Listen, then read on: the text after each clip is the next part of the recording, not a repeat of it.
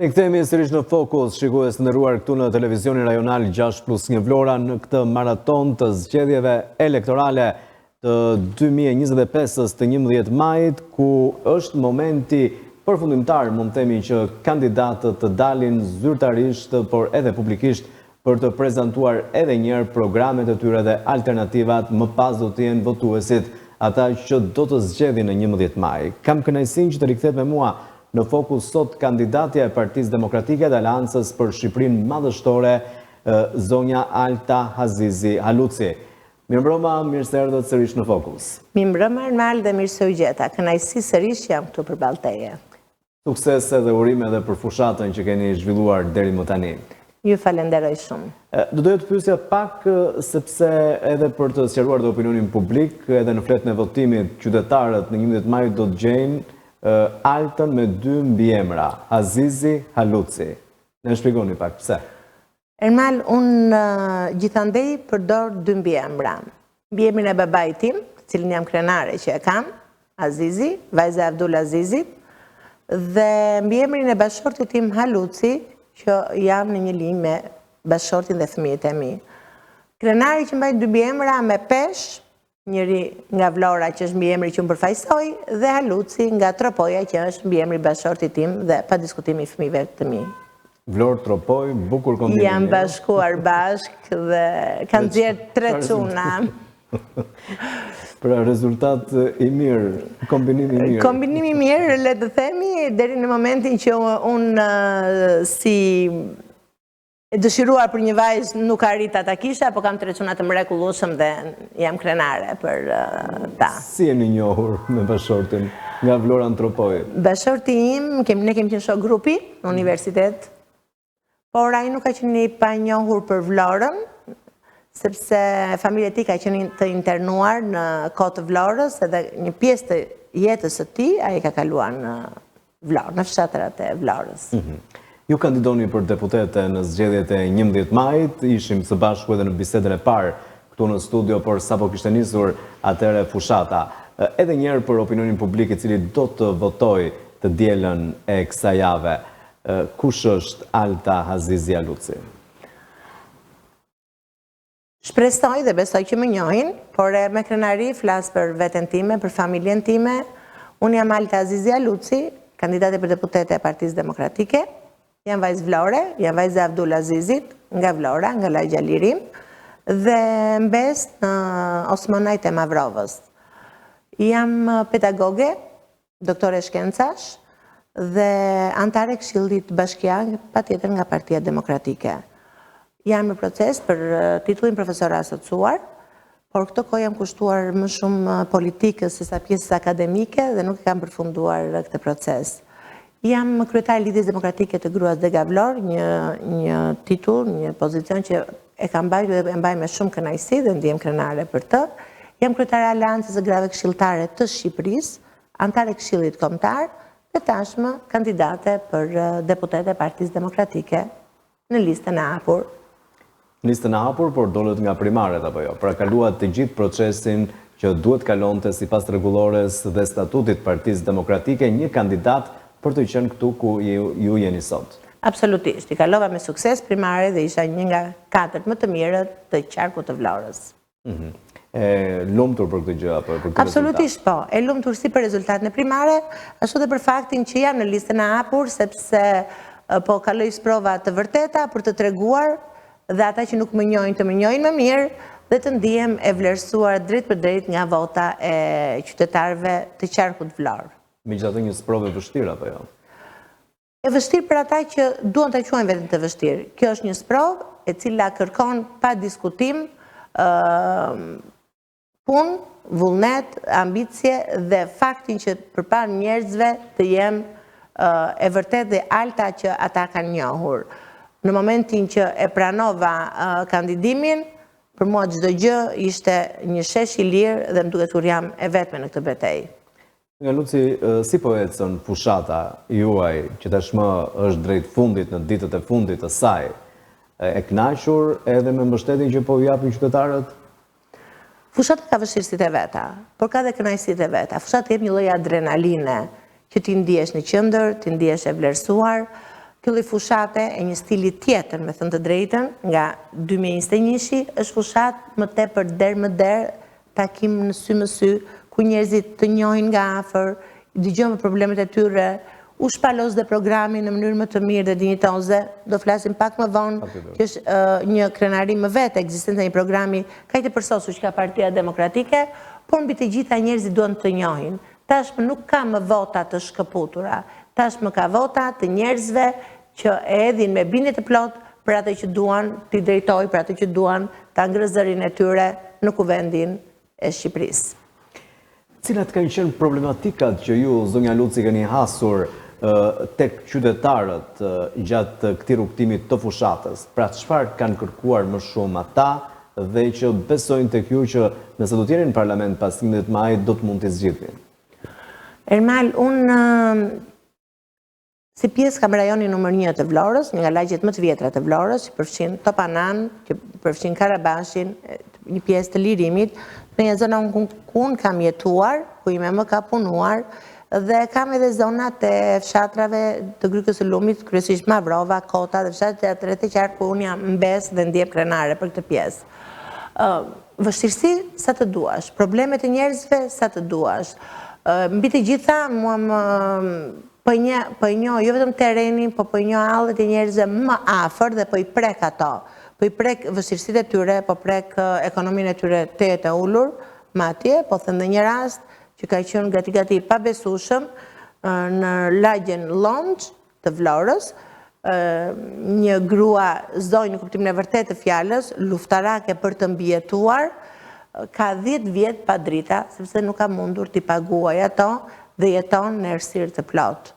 Tek ajo nuk ka televizor, tek ajo nuk ka lavatriçe, tek ajo nuk ka, domethënë, gjërat më minimale të mbijetesës. Dhe çfarë mund të themi ne për një Shqipëri drejt Europës, në këto lloj kushtesh? Mund ta mendosh dot, ka familje pa energji elektrike 10 vjet, sa do të përpiqemi dhe do t'u kthejmë dhe nuk diskutohet, se një nga pikat kryesore është falja e energjisë elektrike dhe e ujit të pishëm për familjet në nevojë. Çdo lloj borxhi që kanë do t'u falet, dhe Berisha ka dhënë prova që ka bërë një gjë të tillë, ne nuk u kthejmë dot 10 vjet tjetër në errësirë të plotë që ata kanë kaluar. Të tjera probleme dhe shqetësime të qytetarëve që keni prekur? Përveç problemeve tipike që janë në përgjithësi për lagje, përveç problemeve tipike që janë edhe për zonën për faktin e sheshit që është bërë përpara bashkisë, që unë kam ngritur zërin edhe në Këshill Bashkiak, të cilat ka penguar dhe i ka kaluar në heshtje dhe në mjerim të plot lagjet më të vjetra të Vlorës, e kanë të tmerrshëm qarkullimin, bizneset i ka venitur fare, pika se cila familje ka problematikat e tyre, ka njerëz që janë të varfër, ka njerëz që janë paraplegjik, ka probleme të rënda ekonomike, ka probleme mbijetese. Në këto zona unë kam arritur të dalloj që ne jetojmë në një botë të tretë, që gati e kemi të padukshme. Që Vlora nuk ka vetëm lungomaren, që Vlora nuk ka vetëm vendet e bukura dhe turizmin cilësor, që nuk ka vetëm tunelin e Llogoras, po Vlora ka njerëz që jetojnë në mjerim të tejskajshëm. Është e frikshme. Atyre nuk u kërkon dot as votën përpara atij mjerimi se ti mpakesh përpara mjerimit të plotë të tyre. Ndoshta është zona, po është Vlora. Është qendra, është Vlora historike, është Vlora e turizmit, është Vlora që ne krenohemi, që zonja tha që s'kemi çfarë të bëjmë më tepër, kemi çfarë të bëjmë pafund, kemi çfarë të bëjmë. A mund t'i bëjmë pa diskutim që mund t'i bëjmë? Të paktën të heqim mjerimin minimal dhe pastaj të tjerat vinë shkallë. Rajoni që mbuloni është? Rajoni numër 1, përfshin lagjet më të vjetra të Vlorës. Është qendra e qytetit, që unë në fakt me drejtuesin politik, zotin Leska, e kërkova rajoni numër 1, jo rastësisht, pasi unë jam një vajzë që kam jetuar midis rajonit 1 dhe rajonit 5, ime më ka punuar në rajonin 1, një pjesë të madhe të familjes time kisha në rajonin 1, dhe e doja sepse kisha shumë miq, shok dhe familjar aty, që ma bënin më të lehtë, le të themi, nga pikpamja njerëzore fushatën. Por ndërkohë ju do duhet që votat i kërkoni jo vetëm në rajonin numër 1, por në gjithë qytetin, njësitë administrative dhe në bashkitë e tjera të qarkut Vlorës. E keni shtrirë fushatën edhe andej? Ermal, fushatën e kam shtrirë, nuk kam pushuar asë një ditë. Fushata ime ka nisur që nga në Vosela dhe deri në Konispol, ku kam takuar njerëz, kam vajtu në fshatra që si kisha parkur, edhe në zonën e Sarandës, edhe në zonën e Imarës, edhe në zonën e pa diskutim të Vlorës, dhe kudo kam gjetur mikpritje dhe dëshirë për të pranuar ndryshimin dhe për të arritur atë që në fakt u ka munguar këto 12 vite. E di pse e them këtë, unë nuk do të bëj kundra fushat, unë nuk do të them asgjë çfarë është bërë. Unë e kam si parim tim të them çfarë ne do bëjmë, sepse duke folur për të shkuar, njerëzit janë lodhur me atë që kanë jetuar. Por e vetëm e kishim veten në mendje të them çfarë mund t'i thoj një kandidat për deputet i Partisë Socialiste, një familje të tillë që ka 10 vjet pa drita. Çfarë mund t'i thoj atyre që u përmbytën nga uji dhe u dhanë vetëm atyre që kishin dëme një shpërblim minimalist? Çfarë mund të thonë atyre që kanë mbyllur bizneset e tyre se është bërë sheshi para bashkisë, po menduar që kanë bllokuar rrugët? Çfarë mund të thosh atyre të cilit njerëzit i janë prishur shtëpitë dhe nuk u kanë dhënë akoma kompensimet dhe jo më shtëpi të tjera? Dhe nuk çfarë mund të thoni? Ka probleme pafund të njerëzve, çfarë mund të thonë njerëzve që marrin minimumin 36.000 lekë në muaj për të përballuar jetën, ose pensionin 80.000 lekë në muaj, po flas gjithmonë me të vjetra. Unë të isha kandidate për deputete e Partisë Socialiste, nuk do dilja dot në terren. Sinqerisht e them çfarë mund të bëj? Çfarë mund të bëj? Ke pas 12 vjet mundësi për të bërë çdo gjë dhe nuk e bër asgjë. Nuk po them nuk është bërë. Gjërat që janë bërë dhe shifen dhe jemi dakord të gjithë, por themi për jetën, për minimumin jetik. Themi të shkojmë drejt Europës. Vlora është njerim, le Europën. Unë nuk e di si mund ta cekim me Europën. Nëse Europa është thjesht një pasaport, atëherë. Po, nëse është një pasaport, është e gatshme dhe Partia Demokratike dhe Alanca për Shqipërinë madhështore ta çojë Shqipërinë në Bashkimin Evropian? Sepse Partia Socialiste dhe zoti Rama pikërisht me këtë po luan në këtë mandat. I ka ngelur i vetmi as në dorë. Pasaporta europiane. I ka ngelur i vetmi as në dorë. Pra vendi ynë nuk mund të integrohet në Bashkimin Evropian me Berishën? Do integrohet që të shkojmë me të? Po fillimisht njerëzit nuk kanë nevojë për atë pasaportë. Njerëzit kanë nevojë të kenë bukë në darkë, njerëzit kanë nevojë të kenë ujë, të kenë ndërmimi të minimumi jetik. Si se duam në Europën, po ne i çuam njerëzit për herë të parë. Njerëzit do të kenë memorien afat shkurtër, as për radhat për një vizë, për të vajtur jashtë shtetit, dhe as për faktin që nuk kaloi dot në rrugët e Vlorës e gumzhinin nga gjeneratorët se s'kishte drita. Këtë gjë ka bërë qeveria e Partisë Demokratike, as për rroga që u rriten në mënyrë të ndjeshme në kohën e qeverisë së Partisë Demokratike. Ne dim që rroga po rriten vetëm tani, janë bërë si elektorale çdo gjë, jo vetëm asfalti që po i dhen pafund tani me vend e pa vend, por edhe rritja e rrogave. Dhe prapë shumë e cunguar. Më fal, çfarë mund të bësh? Kam takuar njerëz në rrugë, kam hedhur dhe në statuset e mi. Çfarë mund të bëj një njeri me 87.000 lekë pension? Nuk e di. Ndërkohë që themi shëndetësia falas, ato ilaçet i blejnë. Se pjesa më e madhe e ilaçeve të tyre nuk janë të rimpulsueshme. Vetëm kaq më thuaj absolutisht. Partia Demokratike ka bërë gjëra të mëdha dhe pa diskutime ka prioritet shkuarin drejt Europës. Po më fal, kujt njerëzve do të tregosh Europën? Asaj që s'kishte drita?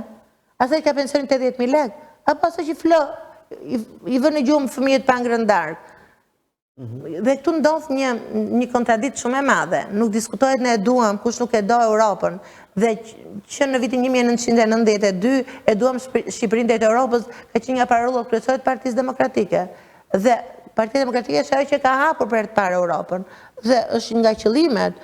Por nuk mund ta kërthuash pas 12 vjetësh në 2030-ën. Po pse në 2030-ën në zotëri?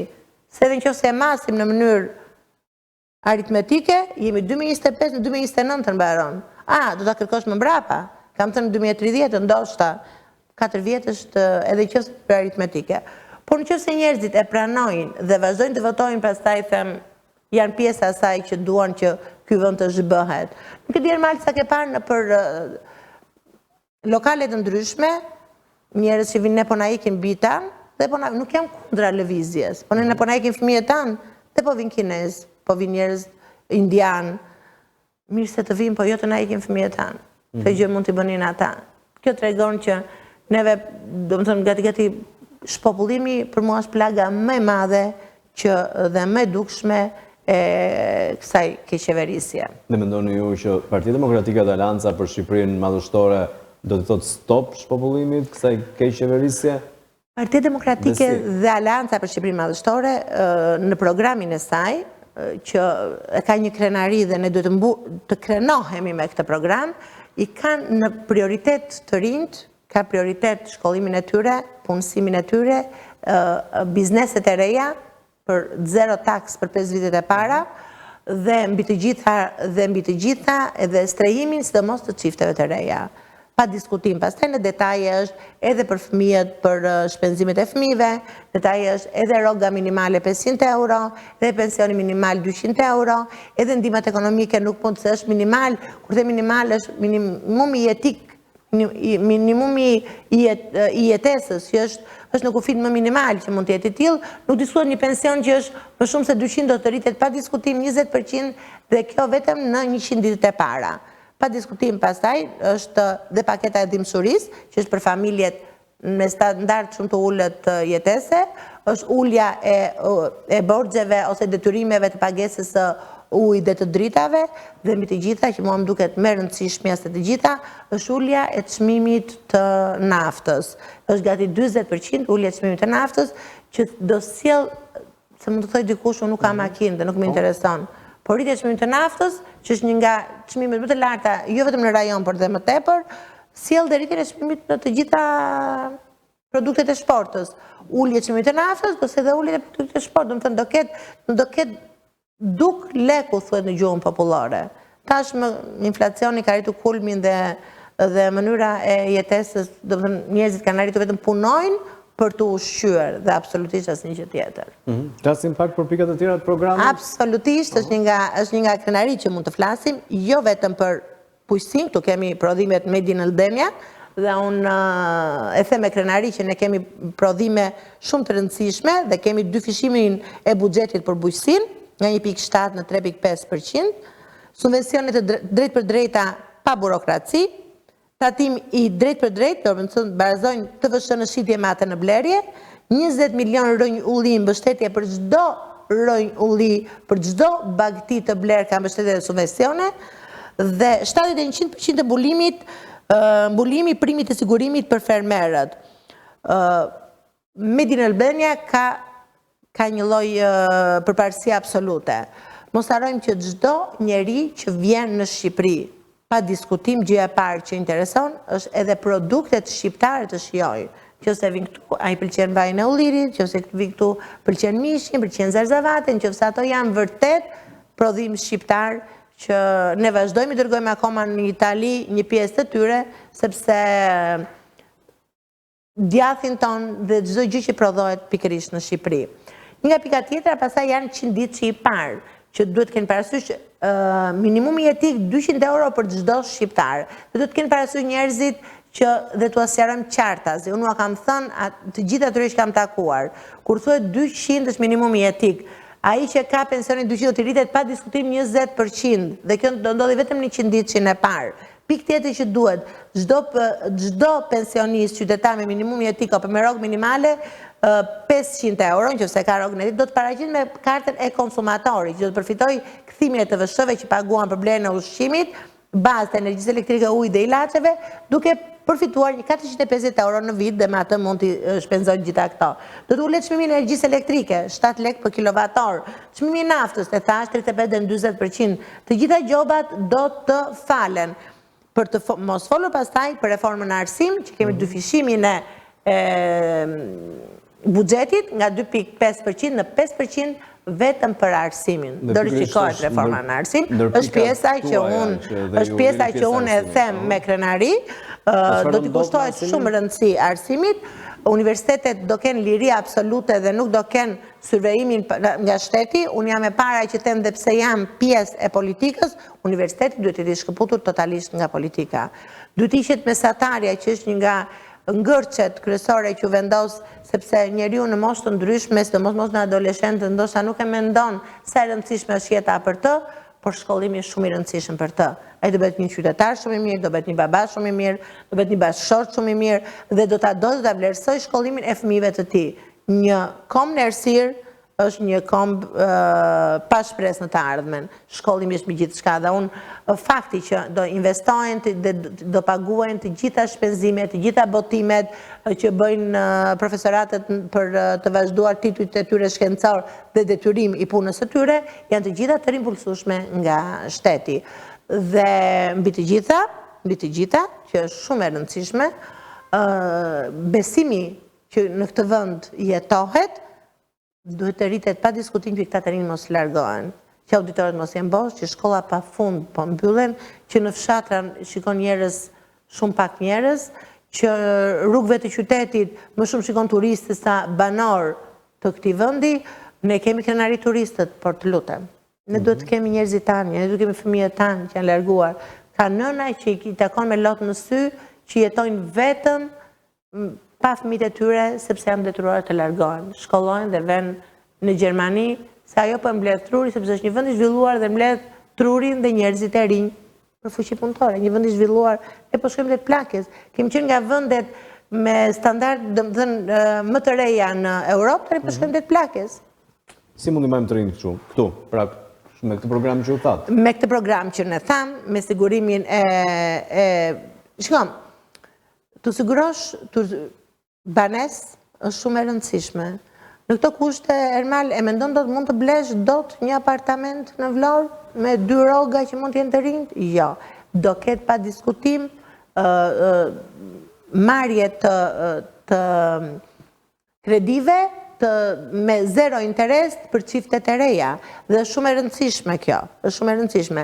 Dhe pa diskutim, marrja fryme ekonomisë, nga gjithë uljet dhe ngritja në një farë mënyre, të rinjtë të bëjnë të ketë dëshirë edhe për të filluar, për të hapur një biznes të ri, ku 5 vjet e parë nuk do paguajnë asnjë lloj tatimi. Domethënë, çdo lloj fitimi kalon që ai mund të marrë veten, të jetë i aftë, nuk diskutohet, tatimet janë ato që mbajnë një vend, por në momentet e parë kur një shtëpi është duke rënë, ti mos jep shtyrën e fundit. Lejohet të marrë veten dhe pastaj të jetë nga biznesi i vogël dhe i mesëm dhe pastaj të shkojnë në biznes të lartë. Po si do të biznesit, si është sot në takimet që keni zhvilluar me biznesin dhe cili është programi i Partisë Demokratike për mbështetjen e tij? Programi i Partisë Demokratike, domethënë, unë nuk dua ta them me siguri të plotë të tipit ta mbroj, thjesht do ta përcjell në mënyrë të drejtë për drejtë, nëse për arsimin dhe për mbrojtjen e arsimit. Unë e flas dhe përveç programit të Partisë Demokratike, unë duhet të them që edhe në Këshillin Bashkiak unë kam kërkuar hapjen e një muzeu polifonik, të ISO Polifonis Labe dhe të muzeut të Flamurit, dhe përpiqem ta mbaj këtë si një nga premtimet e mia. Një nga premtimet e mia është pa diskutim rehabilitimi i sheshit të Flamurit, që më duket i tmerrshëm, ashtu si është përfunduar. Hapja rrugëve dhe frymarrja e lagjeve më të vjetra të Vlorës, siç është Lirimi, Muradia dhe Karabashi, dhe Topanaja që janë bllokuar, dhe hapja dhe frymarrja e tyre. Një rëndësi shumë të madhe të kushtojmë shkollës tregtare, që i është vënë syri me çka kam kuptuar dhe kam ngritur zërin disa herë, një nga shkollat më të vjetra të qytetit të Vlorës, por jo vetëm, me vjetra si shkollë profesionale në gjithë Shqipërinë, e cila për mua duhet të thënë në krenari kombëtare dhe duhet të vazhdoj të investohet për të mbajtur dhe jo të mbyllet, sepse është një vend të shkëlqyer. Aty kanë dalë emra dhe personalitetet shumë të mira të Vlorës dhe është një shkollë me një super traditë, kur unë aty kam mësuar se çdo me thënë bibliotek, me libra shumë të vjetër dhe gati të haruar dhe në bibliotekën e qytetit, jo më në bibliotekat të tjera, të shkollat të tjera, me amza të jashtëzakonshme të ruajtura me shumë kujdes, është nga ato shkolla që ne duhet të kemi për krenari dhe jo ta mbyllim. Jo ta mbyllim dhe ta përdorim për interes të biznesmenët fuqishëm të Partisë Socialiste. Kurse për pjesën e biznesit, përsëri Partia Demokratike dhe Alanca për Shqipëri Madhështore ka bërë në programin e vet tatim fitimi 10%, tatim mbi pagat e shesht 10%, përjashtojnë 50.000 lekshin e parë, tatim mbi të ardhurat jo nga paga 10%, biznesi i vogël pa TVSH dhe në 180.000 euro xhiro vjetore, biznesi i vogël pa tatim fitimi 180.000 euro xhirovjetore, kartën e konsumatorit, taksën e transferimit të pronës, vetëm 2%, taksa e ndikimit të infrastrukturës 2%, taksa e strehimit social PD e shfuqizon totalisht, taksat lokale maksimumi 1%, TVSH-n e përgjithshme 15%. Programi Partisë Demokratike është vërtet një arritje shumë e madhe, është vërtet një krenari dhe prandaj po them ne kemi me çfarë krenohemi. Këtu në krahun tjetër është thënë tatim fitimi është 10%, ka qenë 15%, tatimi pagë në fshat ka qenë 10%, është bërë mbi tatimi pagat 23%. Mendoj sa ulje ka. Unë nuk e shpjegoj dot në mënyrën ekonomike, po është e qarta si e dukshme për çdo që e di. Thuhet tatim mbi të ardhurat jo nga paga 10%, ka qenë 15%. 180.000 euro, ka qenë 100.000 euro, do më thënë mënyra, dhe do më thënë, është bërë dhe krahasimi, janë në tabela dhe unë mund të alë këtu dhe për të treguar që është taksat lokale pa tavan, këtu është maksimumi 1%, më thënë është bërë një ky program do bëj një shëndërim rrënjësor dhe ky na bën ne krenar që mund të trokasim në çdo derë, që mund të shikojmë tjetrin në sy për sy dhe mund të kërkojmë votën për të sjellë ndryshimin e madh nga Partia Demokratike dhe Aleanca për Shqipërinë Madhështore. Dhe programi juaj është në unison me këtë program apo jo, dhe veç atyre që ju thatë për cilat do të ngrini zërin në parlament. Absolutisht, siç e kam ngritur. Sheshi tek bashkia, pra ju thatë që për këto do të loboni më shumë, për ato që preken më shumë. Unë do të loboj për këto më shumë, kanë dhe 2 pika terminali i autobusave që Vlorës i mungon, që është një qytet kaq i madh, kaq i bukur dhe kaq nuk ka një terminal autobusash, po ndalojnë aty këtu. E ka marrë një lloj mirëkuptimi nga kryetari i bashkisë, po deri tani nuk është bërë asgjë. Nuk ka një treg, unë kam hedhur dhe foto nga tregu ekzistues, është i tmerrshëm, do të thënë duan vetëm një rehabilitim të tregut, që ka vështirësi. Dhe janë këto ato pika që unë le të them do t'i shtoj veçmas për pjesën e Vlorës që i kanë shumë të rëndësishme për realizimin e tyre. Pa diskutim, pastaj në takimet e mia unë kam trajtuar dhe problemet e tjera, siç janë Kalaja e Kaninës, që ka shumë nevojë për një suport, ka nevojë për një parkim për makina, ka nevojë për ato flet palosjet më të mira dhe më të plota që turistët të pliten, sepse është një vend shumë i bukur dhe ka impakt. E njëjta gjë siç po ndodh në Zvënec, domethënë ka nevojë për një lloj investimi më të madh që ne të krenohemi, themi Vlorë turistike, Vlorë historike, por kjo jo të vi kështu në mënyrë kaotike, por të kenë një lloj organizimi. Çfarë ju ka tërhequr më shumë gjatë kësaj fushate? Përmendët atë rastin e asaj gruas që kishte probleme me energjinë elektrike. Ka patur në një histori tjetër? Apo në një personazh tjetër që ka mbetur në mendje? Histori dhe personazhe ka pafund. Unë në këtë fushat kam ndjer, domethënë jam ndjer në vend të ndjer me lodhur, jam ndjer shumë e lehtësuar sepse kam parë që njerëzit besojnë tek Partia Demokratike, besojnë tek programi i Aleancës për Shqipërinë Madhështore, besojnë tek unë dhe më kanë premtuar votën, përveç frikës, duhet ta themi, frikë nga drejtorët, frikë nga njerëzit që nuk dalin dot në terren sepse na heqin nga puna, frikë nga pjesëmarrja në për takime dhe gjëja e parë që u them njerëzve, nuk u them largoni frikën, se është e kot, nuk luftohet me mullinë e erës. Ata kanë në dorë dhe gurin edhe arën dhe jeqin nga puna dhe nuk kanë asnjë lloj problemi. E vetmja gjë u them dhe vazhdoj të u them njerëzve. Nëse besoni te Partia Demokratike dhe për Aleancat e Shqipërinë Madhështore, nëse besoni tek mua ku dikur më keni besuar fëmijët tuaj dhe nëse unë do jem zëri juaj, them që pa diskutim çdo gjë që kam thënë dhe kemi folur së bashku do bëhet realitet dhe unë do jem ajo që sy për sy do t'u them aty çfarë kemi arritur dhe çfarë duhet të arrijmë në të ardhmen. Ata që kanë frikë le mos të vinë, nuk është e nevojshme të dalin, nuk është e nevojshme të dalin në terren, nuk është e nevojshme, mjafton me votë, godet më shumë. Shpesh vota është fuqia më e madhe se çdo gjë tjetër.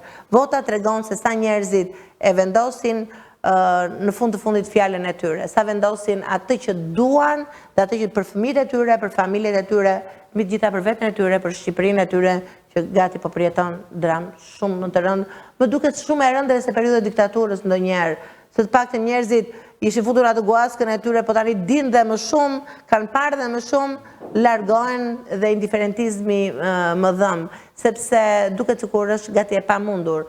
Prandaj fuqia e votës është më shumë se gjithçka. Keni mbështetje në diasporë, zonja Luci? Pra keni patur kontakte me emigrantët, keni marrë fjalën e tyre që do t'i votojnë? Unë bëra 2 udhëtime, në kohën që para se të fillonte fushata, duke vajtur në Bergamo dhe në Alessandri, në Itali.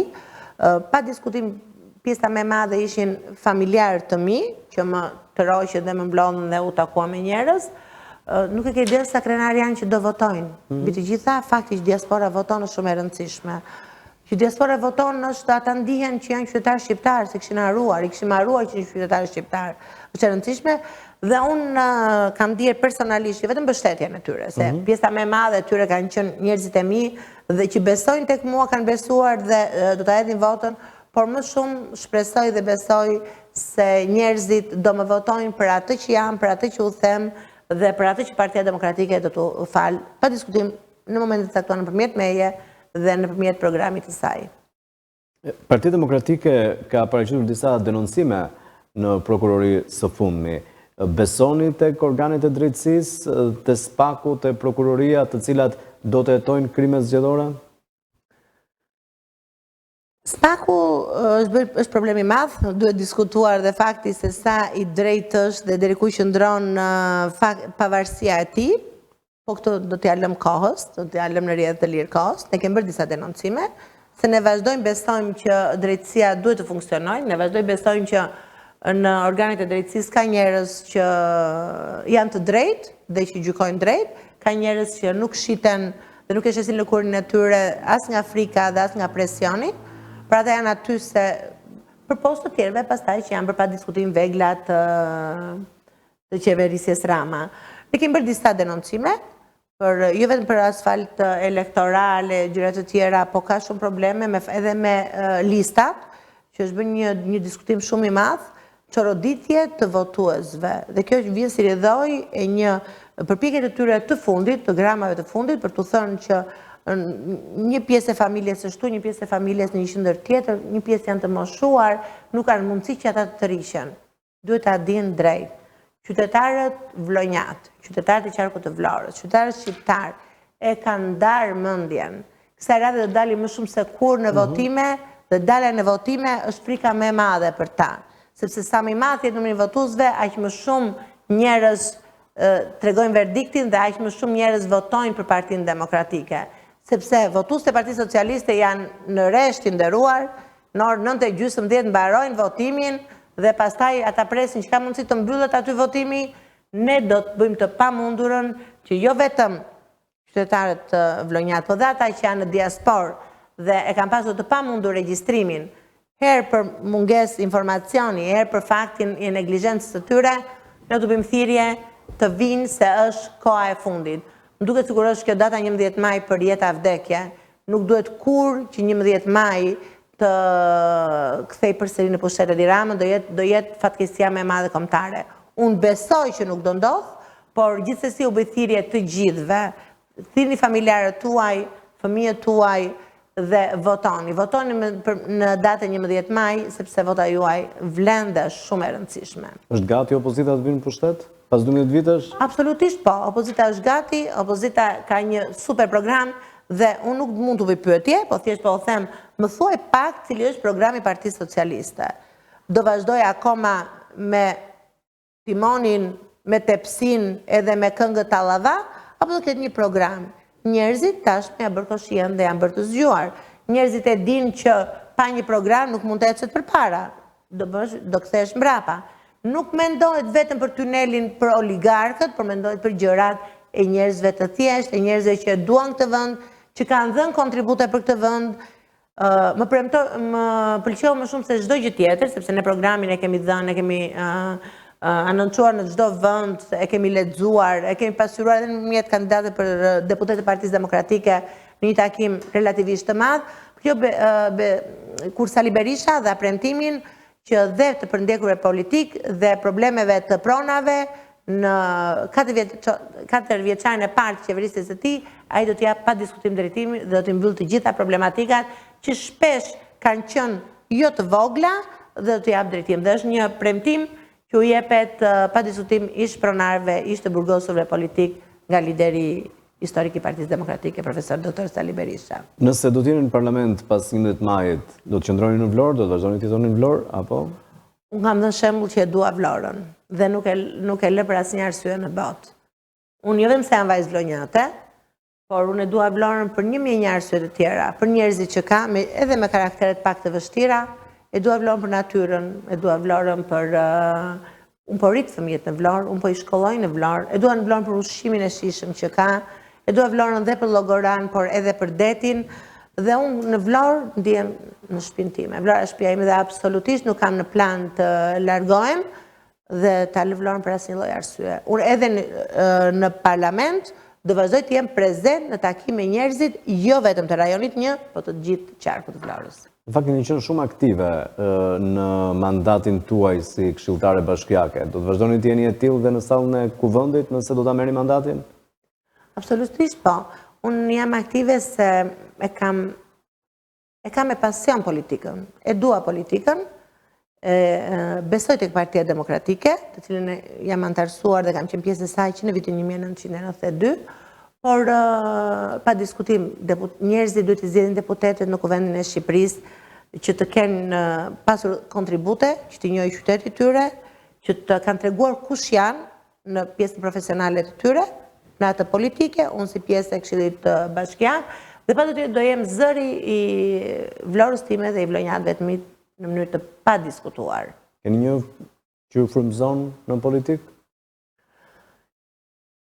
Po të them Sali Berisha, do dukem sikur gaboj, por në mënyrën se si përfundoi Partia Demokratike dhe se si e riktheu dhe ishte i vetmi që vërtet i dha fuqinë dhe adrenalinën që ai përfaqëson dhe energjinë që na bën të tërëve të ndihemi. Prandaj unë shpesh them që jo, nuk duhet të them u lodha në këtë fushat. Si u lodha, kur një njeri në moshën e tij e rithemeloi, e ristrukturoi, domethënë i bëri të gjitha hapat e dur demokratik për të një parti dhe ai vazhdon të jetë në krye dhe ta mbajë këtë vend derisa të krijohet qeveria, unë adhuroj sharmin e tij vërtet dhe do doja ti ngjeja sa do pak.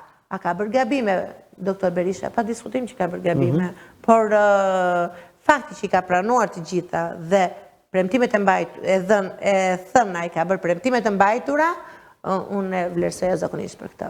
Është sot të bashkuar Partia Demokratike, pra ka arritur që Berisha pas rikthimin të tij ta bashkojë? Partia Demokratike është e bashkuar, pa diskutim që është e bashkuar. E ke fjalën me partitë e vogla që kanë dalë. Për demokraci do dalin partitë vogla, do shkrihen, do shkrihen. Absolutisht që ka dhe rrjedhjet votave dhe këtë nuk e mohojmë dot.